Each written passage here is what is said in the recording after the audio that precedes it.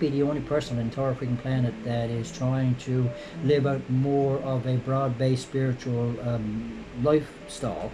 Uh, um, you know, like there must be others out there attempting to do the same thing and trying to put out material of that nature, sort of thing. And I try to find it wherever I can, sort of thing. But whatever it is about the world currently, guys, society currently, it tends to be a society, a time that we live in that it's all extremes, guys. Everything is all extremes. I don't understand these extremes. So either you are completely 100% secular, very materialistically oriented, and all the rest of it, sort of thing. You approach life from that perspective, or else you are 100% completely extremely dogmatically orthodoxically whatever religiously minded. It's got to be one or the other extreme. And I'm one of these people, guys, that I function somewhere in the middle of those two extremes. And it's not necessarily a new thing, guys. It's my approach to life, and especially to spiritual matters, firstly my entire life, actually. And but because I take that perspective, guys, I find it almost impossible to come across like-minded people that try to approach these matters more from that perspective. So again, to be taking the mystical, esoteric, Gnostic, sort of perspective on spirituality, is to be willing to go inward considerably.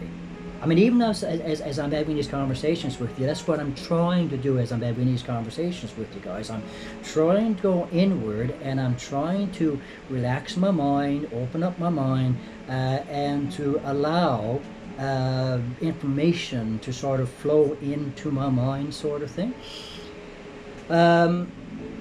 I don't know if there's any one specific, particular, right or wrong way to perform mystical, spiritual practices that are of a non-religious nature, but more broad-based spiritual, like I say, mystical, esoteric, or whatever. I don't know if there's any particular right or wrong way to go about doing that sort of thing, guys. So where I come out of a Christian background, a traditional fundamentalist, pretty well fundamentalist Christian background, guys. Much of my spirituality right now, or again, as it's probably always been, actually, because I was born into that kind of tradition, orthodox, not so much orthodox, I suppose, but traditional fundamentalist Christian background. Everything that I've tried to develop along those lines, guys, I've tried to develop within that type of framework, sort of thing. So, of course, if I was born into a Hindu religion, the Hindu religion, but I wanted to kind of move out beyond the teachings of the dogmatic teachings of the religion itself, or Buddhism, or whatever the case might be, then I would probably still be using that framework to work within. But so a lot of the things you'd be referring back to, and a lot of basic concepts and so on, would be within the framework of the religion that you're born into, but you're still making that attempt to sort of like move beyond the dogma, the religious dogma of that particular religion, whatever one it may be, sort of, So you have mystics, or people who attempt to be mystics, and every single religion and every single spiritual path on this planet that I'm aware of, guys. It's Judaism has their mystical branch. I'm tempted to say that Hinduism is kind of mystical just by its very nature. I don't know if you have like a mystical branch of Hinduism, because like just the whole structure of Hinduism is kind of like sort of mystical anyway. To be honest with you, that's the way I feel of it anyway. Again, same thing with Buddhism, because where there's so much emphasis on the inner reflection and meditation and tapping into your inner mind and your inner self and all the rest of it, that spiritual practice, that path, spiritual path, is sort of innately mystical, esoteric anyway, you know. But I mean, beyond those, Christianity once had a mystical branch to it. I understand that Islam, for several hundred years, I don't know the exact time period of its sorting, has had its mystical branch, you know, with Sufis. And so those that tend to try to go in that direction, guys, you make an attempt to go to a deeper level of spiritual understanding and spiritual awareness, sort of thing. So there is every possibility that anybody that attempts to take the mystic, the mystical, the esoteric, you know, Gnostic path sort of thing, will come to similar conclusions in their understanding of spiritual matters, sort of thing, because you're attempting to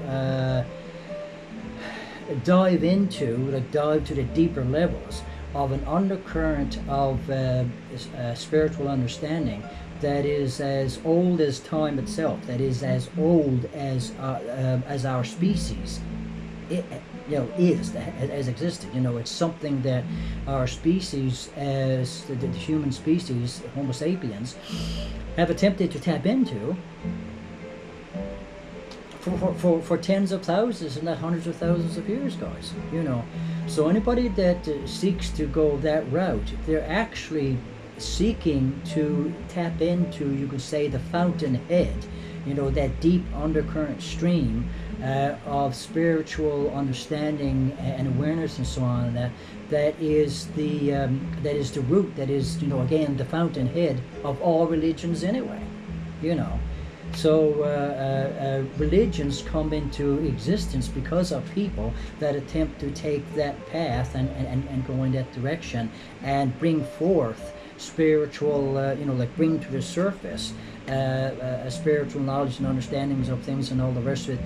They gain a following around them, and over time, the things that they present, the spiritual, enlightened, let's say, you know, like non-religious perspectives and ideas, concepts that they bring forward, gets dogmatized by their followers, and gets codified over time, and eventually gets turned into a religion.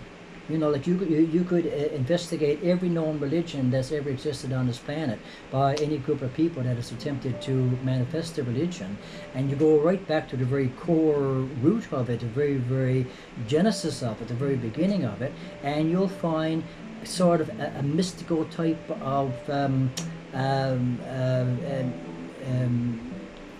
igniting spark or whatever that you know, like, that caused that religion to come into existence. You know, that evolved or devolved or whatever into a religion over time, sort of thing. You know, so for some reason, I'm just an odd person, guys. I don't know how to describe myself. I'm just an odd person. The way my mind works, the way my understanding is of things and all the rest of it, even when I was very much heavily sort of wading my way through the waters, we'll say, of Orthodox and fundamentalist Christianity and all the rest of it, I still had this innate sense that there's a way to approach all this sort of stuff where you go much deeper than what the surface teachings are telling you, sort of thing.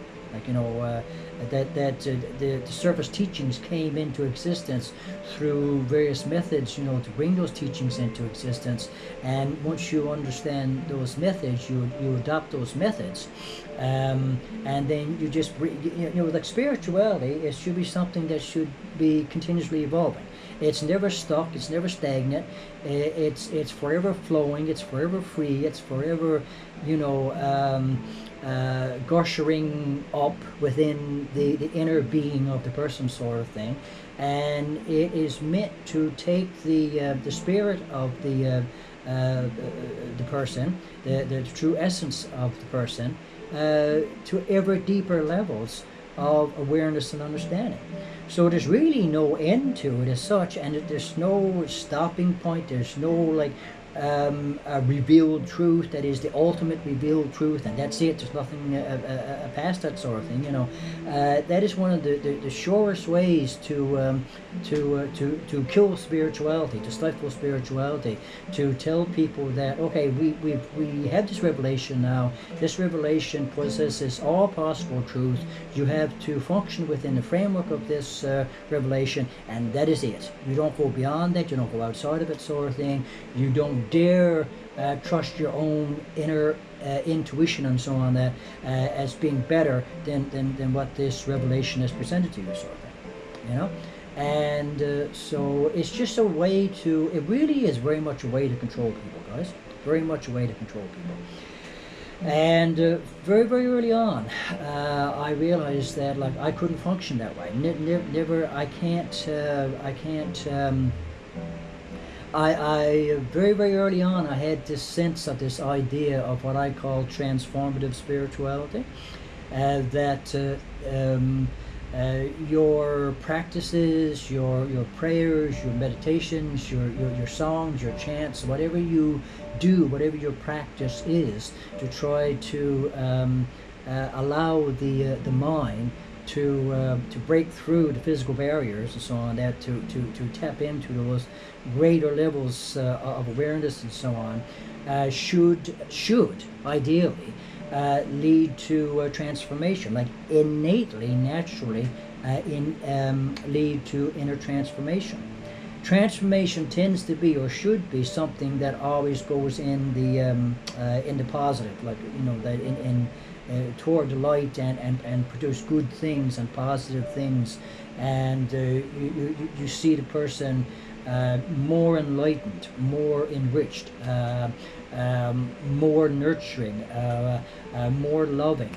You see it, you feel it, you sense it when you're around them. This space, this thing, this place that they go to and tap into, manifests this in their outward being, just innately. It's just, and so very early on, guys, I had that sense. Nobody had to tell me or anything. I just had this sense that this is the way it seems like it should be, So when I come in contact with any religion, I mean, not just the one that I come out of, sort of thing, but any religion that boxes people in, and I don't see that inner light, and I don't see that inner transformation, sort of thing, I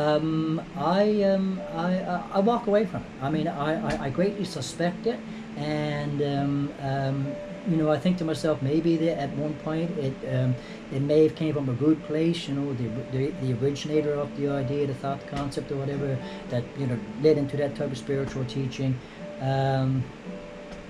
They may have gone to a similar place and utilize similar methods to bring about that teaching, that inner awareness, whatever. But it was never meant to be stagnant. It was never meant to not to be taken to ever higher levels, deeper levels, more expanded concepts, and so on and so forth. And so while I still see great virtue in the Christian path, even though I personally feel it has been sabotaged and highly corrupted from the first original movement that inspired the religion, and the first original movement, from the first century to a couple hundred centuries or so, in which everybody tried to connect directly with God, with Source, and to develop that inner knowing and inner understanding and all the rest of it, and basically tried to be the light of the world and the salt of the earth, like it talks about in the Bible, sort of thing. That element that enriches all of life that it comes in contact with. I believe, I think, I sense that this was very evident within the very early Yeshua movements. Those people that were the first original followers of Yeshua, is true original message, not what was corrupted some 300 years after the fact.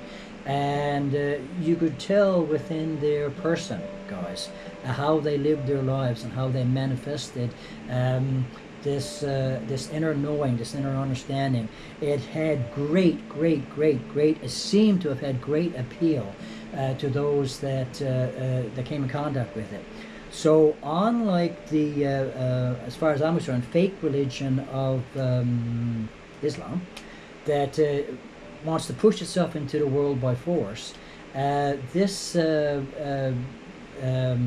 awakening, this spiritual revival that occurred for 100 years or so,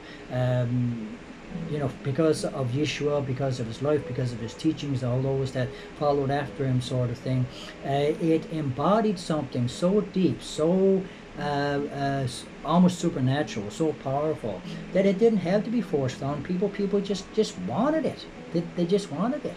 And that's a sure sign of something that is coming from the higher divine dimensions, we'll say, that people, their inner being is stirred by it, like just moved and stirred and quickened by it, sort of thing, that they want it. They want to receive it. It doesn't have to be forced on them, sort of thing. And every bit of research that I'm doing so far, that I've been trying to do, in particular over the past couple of years or so, is leading me more and more in that direction, to realize that the original Yeshua movement, or movements, because it's various sects that kept spreading off, and so by the time 325 AD rolled around, I don't even know how many Yeshua-based, Yeshua-focused sects were out there. There were a number that were primarily Jewish-based.